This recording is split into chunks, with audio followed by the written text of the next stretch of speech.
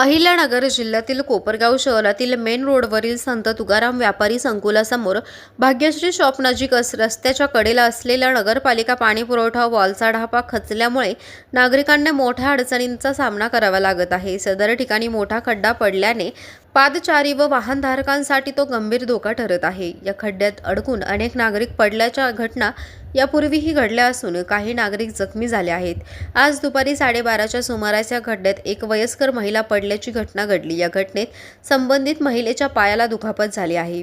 सदर वॉलचा ढापा खाली खचल्यामुळे रस्त्यावरून ये-जा करणाऱ्या नागरिकांना तो स्पष्टपणे दिसत नाही। त्यामुळे पायी चालणारे नागरिक तसेच दुचाकी व चारचाकी वाहनधारक अशा घटनांना बळी पडत आहेत।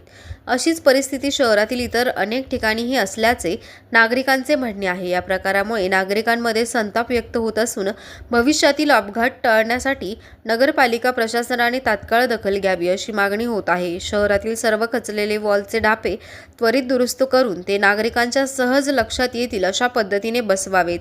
तसेच धोकादायक ठिकाणी सूचना फलक व संरक्षण व्यवस्था करावी अशी मागणी नागरिकांकडून करण्यात येत आहे। कोपरगाव एक्सप्रेस न्यूजसाठी सुनील ससाने, कोपरगाव।